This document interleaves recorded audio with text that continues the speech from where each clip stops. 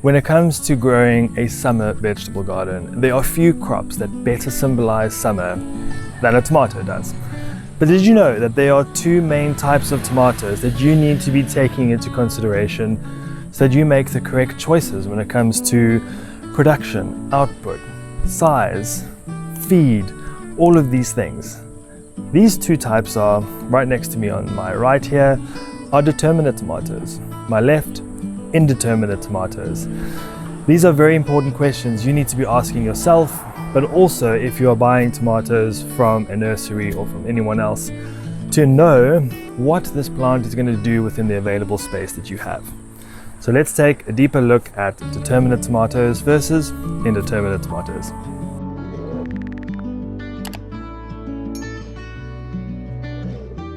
So right in front of me over here, I have a bed of determinate tomatoes. The first thing I want to clarify for you is making a decision between your determinate and indeterminate tomatoes based on size. Determinate tomatoes, where the name comes from, reach a determined height. Once that predetermined height is reached, the tomato will just explode with fruit. So, what does it mean? You will get tomatoes that are usually no taller than a meter. This one is probably the highest one that I have, and it's about a meter, but most of these around here are probably 60 to 70 centimeters high. What that means, small stakes. I can fit a lot of them in a bed. This is a 1.2 meter long bed, and I have 6 tomato plants. 2 rows, and then there's space in the middle to grow things like beans, carrots, anything I want to interplant with my tomatoes. This is a very important thing to consider because you need to have firstly the space to be able to trellis, or the space to be able to increase the sizing of your gaps between your plants if you are growing indeterminate tomatoes, which we are going to hop over to right now. Kneeling next to the indeterminate tomatoes, you can see I'm in the same kneeling position. The beds were roughly the same height. This one is already over my head, and I have a few clusters of tomatoes here, but this one is probably 1.2 meters tall, and there are flowers at the top. These bamboo stakes are almost double the height of the other ones, and they're almost at the top. But that's not it. These will continue to grow. Indeterminate tomatoes do not stop growing at a predetermined height and produce all of their food in one go. They will continue to grow through the whole of summer until either they die of disease, which in hot climates is almost all the time, or on the opposite scale, they die because of frost or cold. Indeterminate tomatoes will not die on their own. They will continue to sprawl, bramble, they'll fall over, continue to spread. They will just keep producing throughout the summer, and they will have consistent but smaller harvests, which means you might need more plants to be able to give yourself a consistent tomato harvest throughout the year. So the next thing to remember when it comes to determinate versus indeterminate tomatoes is the quantity and the onset of fruit. These tomato plants are quite small, but this one has reached its full maturity. There are no new flowers coming out. There are actually no new growth tips coming out either. It's pretty much done. But what it means is we have over here one big cluster, and down here 2 more big clusters. That's a lot of tomatoes in this amount of space. Yes, they are smaller, but it's quite a lot of food in one go. These are also all starting to get ready, so you can see how with determinate tomatoes you can get a significant amount of fruit in one go. Why is this important? If you're making things like sauces, you don't want a staggered harvest of tomatoes throughout the seasons. You want a big flush of tomatoes in one go so that you can do all your canning, all your saucing with all the fruit that you need. So this is a very, very big distinguishing factor between determinate and indeterminate tomatoes, is how they produce their fruit and when. So just remember, if you want all of your tomatoes in one go, plant determinates. If you are happy to have a few indeterminate tomatoes planted over the garden, and you're happy to get some tomatoes here then in between, then indeterminates are a really good option. a key consideration that needs to be made is based on the available space you have. The bed I showed you earlier was 1.2 meters in length, and I had 6 determinate tomatoes in one row. This is a 1.5 meter bed, and I have 4 tomatoes, but they are indeterminate.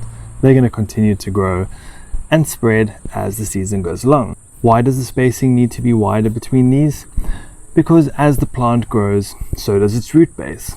As the roots continue to spread out and widen out, you don't want these plants fighting over resources in the ground. So I would suggest looking at almost double the width of determinates to indeterminates. So if you want to be able to maximize your ability to grow food within a small amount of space within an urban homestead or an urban vegetable garden, then seriously consider determinate tomatoes, because you can fit more, they produce more, and if you get your sequences going really nicely, as one plant dies, you've got the next one planted, and you really can get an immense amount of tomatoes from a very, very small amount of space.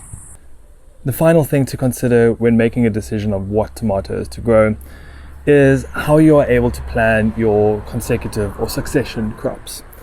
Here I have another row of determinate tomatoes. These are Roma tomatoes that are all pretty much ready to go. They are no longer growing. All the tomatoes are starting to change color. So we've harvested some of them already.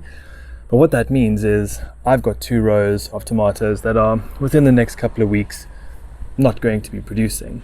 However, this is a key differentiator between the two.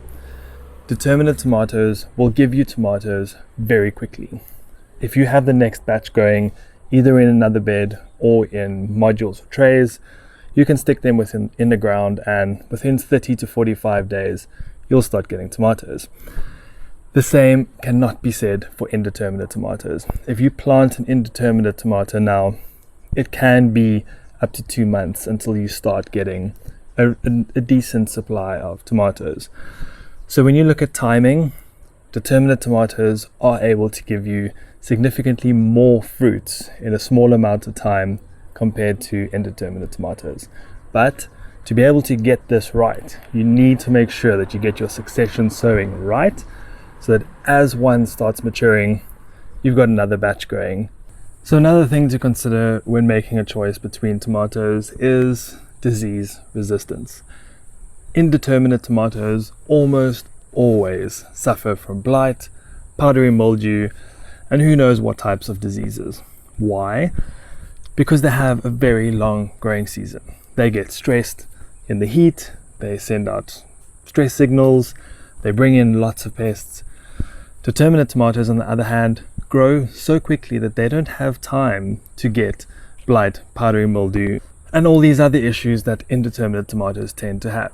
So if you are not keen on chasing disease, chasing pests, and having a pretty high maintenance summer with indeterminate tomatoes, consider switching over to determinate tomatoes, where you plant, they quickly grow, give you a crop, take them out, put the next crop in, and you can continuously cycle your tomatoes without needing to spray, bag, anything like that. So after having a look at the height, the space required, the way the plants put out their fruit, as well as how frequently you need to sow them, all those things considered, what is the single biggest driving factor for people to plant indeterminate tomatoes? You may or may not have guessed right. That is variety. Indeterminate tomatoes are endless. There are huge numbers of varieties. Here I have a black zebra, which is a really, really awesome one. I then have brandywine over there. I then have an Italian heirloom one in the middle. So I have a lot of variety here. When you look at the other options on the determinate side, very, very limited. Here in South Africa, pretty much have 3. There's window box red, there's a window box yellow, and then you got Roma, and then there's, I think, Moneymaker is also one of them. But even with Roma tomatoes, you need to be very careful, because you get determinate and indeterminate Romas. So you need to be asking people the correct questions, because if you want a determinate Roma tomato, and someone says it's determinate but it's actually not, you're going to have the wrong plant based on your goals and what you have set out to achieve. So when you're making decisions on tomatoes, have a look at varieties, have a look at what your expectations and what you wanting to get out of your growing season is, and make your decisions according to that. So as I split the path between my determinate and my indeterminate tomatoes, I hope that you now have a better understanding of the two different primary varieties of tomatoes, and hopefully you have a bit more knowledge to decide whether you should be using or choosing one type of tomato over another. For me personally, I by far prefer growing determinate tomatoes. For me, mainly it's because of the space. I can fit in way more tomatoes into a smaller amount of space, and I can get the consecutive planting going so that I can get a lot more food out of a certain size bed in comparison to my indeterminate tomatoes. I'm also quite restricted with time, so I don't have necessarily the time to build structures for the indeterminate tomatoes, to climb up for trellising, for pruning, for disease care. So that for me is one of the key differentiator, one of the key decision points is time. Determinate tomatoes take no time whatsoever. You might need to stake them with a small stake once, but that's it. After that, they will fruit. So I hope you got the knowledge you needed from this video to make better decisions moving forward. If you like this video, please give it a thumbs up. Please drop me any comments, and remember, please subscribe so that you can continue to get valuable information and knowledge like this in the years to come.